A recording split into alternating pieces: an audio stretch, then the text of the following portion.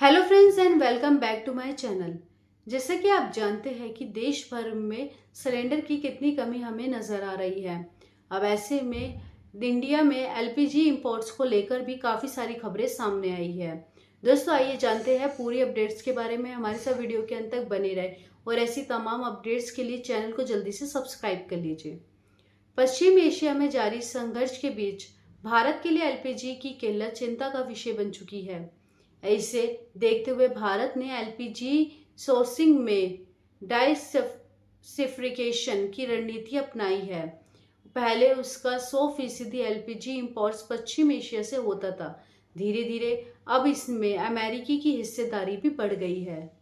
LPG की किल्लत सरकार की चिंता का विषय बनी हुई है, लिहाजा भारत तेजी से अपनी एलपीजी सोर्सिंग में विविधता लाने में जुट गया है। 19 मार्च को खत्म हुए हफ्ते में उसने अमेरिका से 1,76,000 टन एलपीजी इंपोर्ट की है।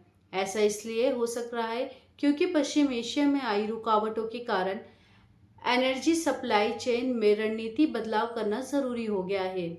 मिडल ईस्ट की बजाय अमेरिका से एलपीजी मंगाने में ज्यादा वक्त लगता है, लेकिन फिलहाल सप्लाई की सिक्योरिटी रफ्तार से ज्यादा अहम हो चुकी है।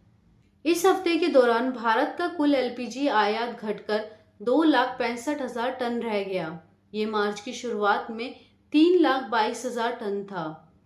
S&P ग्लोबल कमोडिटी एड्स सी के आंकड़ों के अनुसार सबसे अहम बात यह है कि पश्चिम एशिया से आने वाली सप्लाई घटकर सिर्फ 89,000 टन रह गई है। ये जनवरी के बाद से उनकी सबसे कम हिस्सेदारी रही है।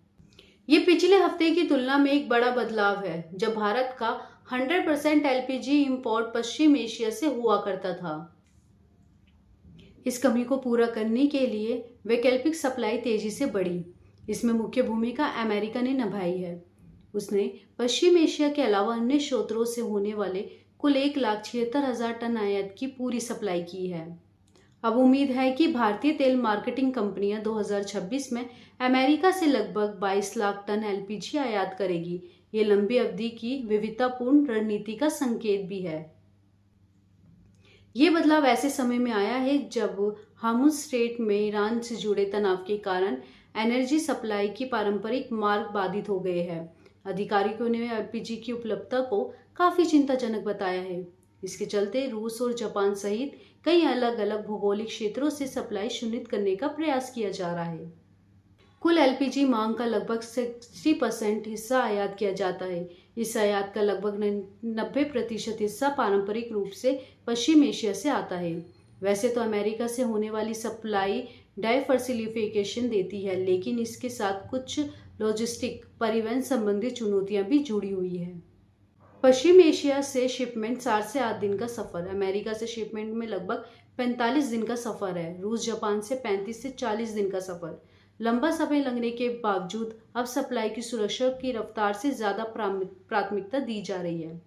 भारत का अमेरिका से एलपीजी इंपोर्ट की ओर रुख करना इस बात को दिखाता है कि भू राजनीति जोखिम किस तरीके से ऊर्जा व्यापार के प्रभाव को नया रूप दे रही है। जैसे जैसे पश्चिम एशिया का संकट गहराता जाएगा, विविधता लाना अब कोई वैकल्पिक चीज रह गई है। इसकी वजह यह एनर्जी सिक्योरिटी के लिए बेहतर जरूरी होता जा रहा है। तो दोस्तों ये थी आज की वीडियो। ऐसी और भी अपडेटेड वीडियोस आती रहेगी, चैनल पे बने रहे।